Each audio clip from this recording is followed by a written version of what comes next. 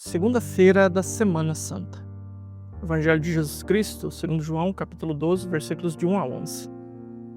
6 dias antes da Páscoa, Jesus foi a Betânia, onde morava Lázaro, que ele havia ressuscitado dos mortos. Ali ofereceram a Jesus um jantar. Marta servia e Lázaro era um dos que estavam à mesa, com ele. Maria, tomando quase meio litro de perfume de nardo puro e muito caro, ungiu os pés de Jesus e enxugou-os com seus cabelos. A casa inteira ficou cheia de perfume de bálsamo. Então falou Judas Iscariotes, um dos seus discípulos, aquele que o havia de entregar. Por que não se vendeu este perfume por 300 moedas de prata, para as dar aos pobres? Judas falou assim, não porque se preocupasse com os pobres, mas porque era ladrão. Ele tomava conta da bolsa comum e roubava o que se depositava nela. Jesus, porém, disse, deixa, ela fez isso em vista do dia de minha sepultura. Pobres sempre os tereis convosco, enquanto a mim, nem sempre me tereis. Muitos judeus, tendo sabido que Jesus estava em Betânia, foram para lá, não só por causa de Jesus, mas também para verem Lázaro, que Jesus havia ressuscitado dos mortos. Então os sumos sacerdotes decidiram matar também Lázaro, porque por causa dele muitos deixavam os judeus e acreditavam em Jesus. Amados irmãos e irmãs, estamos hoje na segunda-feira da Semana Santa. Estamos aqui diante do evangelho conhecido como a unção de Betânia, né? É uma cena parecida com a outra cena que é narrada por outro evangelista. Não são as mesmas pessoas, né? Temos uma cena em que Jesus vai ter um jantar na casa de um certo Simão.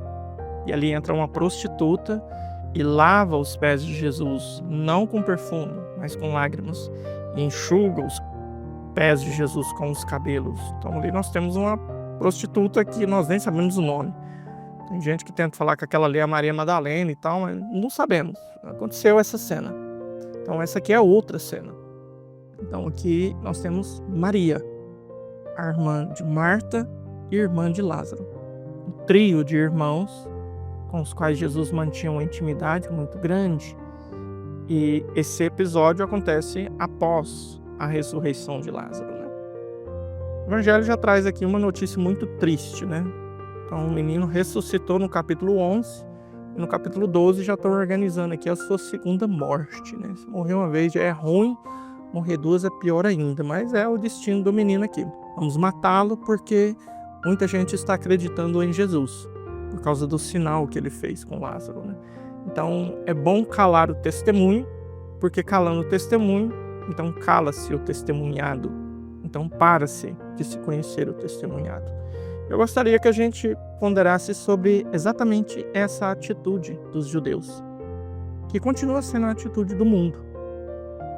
Vamos matar Lázaro, porque por causa dele, muitos estão deixando os judeus e acreditando em Jesus. Quando nós decidimos realmente seguir a Jesus, testemunhar Jesus, você provavelmente já participou aí da missa dominical que antecedeu a Semana Santa, o quinto domingo da Quaresma, onde foi exatamente a ressurreição de Lázaro. Se nós permitirmos que Jesus nos tire do vale da morte, dos nossos pecados, nos dê uma vida nova, nos permita caminhar de uma forma que nós vamos ultrapassar o vale da morte e chegar à eternidade com Ele numa vida definitiva, se nós permitirmos que Cristo faça isso em nós, nós seremos um testemunho vivo do amor de Deus, da presença de Deus em nossas vidas.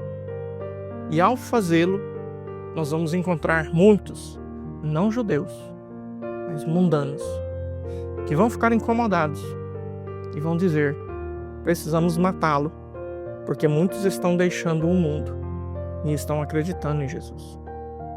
É um fato, isso aqui não é uma teoria bonita, uma teoria legal. Então, se você é fiel, um esposo fiel, e ao seu redor tem maridos que são infiéis, você vai incomodá-los. Porque talvez eles se convenceram de que a fidelidade é um ente de razão, é uma quimera, é uma ficção. Não é possível um homem ser fiel à sua esposa. Eles se convenceram disso para permanecerem tranquilos na sua infidelidade. E de repente você chega e a sua vida diz, a fidelidade é possível. Vocês não fazem porque vocês não querem, porque vocês são uns frouxos, uns safados. Então você vai incomodar essas pessoas. Uma pessoa que vive a castidade vai incomodar as pessoas que vivem a promiscuidade. Uma pessoa que é honesta, que realmente assume as consequências dos seus atos, que está disposto a pagar o preço pela verdade, ele incomoda os falsos, ele incomoda os mentirosos, ele incomoda os caloteiros. Então por isso que não é agradável essas pessoas estarem perto de uma pessoa que testemunha Cristo. E eles querem matá-lo. Matá-lo como? Lembra que a gente falou na semana anterior sobre a morte, não morte da bios, a morte definitiva, que nos afasta de Deus definitivamente? É essa morte que querem para nós. É essa morte que querem para aqueles que testemunham a Cristo. Porque melhor do que nos matar e tirar a gente da história, é fazer com que o nosso testemunho se transforme em contra-testemunho. Para que aí os maridos safados que continuam traindo possam dizer, tá vendo? Ele também traiu. A fidelidade é impossível. Nem ele conseguiu. Por isso que o escândalo de um padre é tão destrutivo para a igreja. Quando um padre cai, as pessoas olham e chegam à seguinte conclusão. Se ele que era padre, celebrava a missa todos os dias, rezava o breviário, fazia adoração, rezava o terço todo dia. Agora aqui é bom deixar bem claro um parênteses, tá? Se o padre caiu, provavelmente é porque ele não fazia tudo isso, tá? Mas na cabeça do povo faz. Fecha o parênteses, mas se ele que era padre caiu, quem sou eu para ficar de pé? Quem sou eu para permanecer lutando? Essa luta é impossível. Não tem como vencê-la. Já vamos entregar logo e acabar com isso.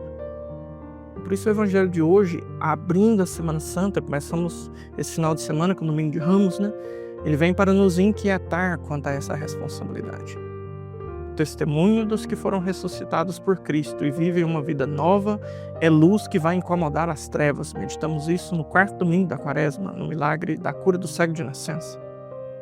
Então, não tenhamos medo de incomodar. Não tenhamos medo de que outros queiram nos matar, queiram nos puxar para baixo. Mas temos essa coragem de testemunhar e continuar vivendo, não só dizendo, vivendo a verdade. E se preciso for morrer por ela, como estão querendo matar o Lázaro de novo aqui, que nos matem. Mas que nos matem porque seguimos a Cristo e servimos a Ele. Não porque somos medíocres e miseráveis. Que Deus te dê a graça da fidelidade. Em nome do Pai, do Filho e do Espírito Santo. Amém.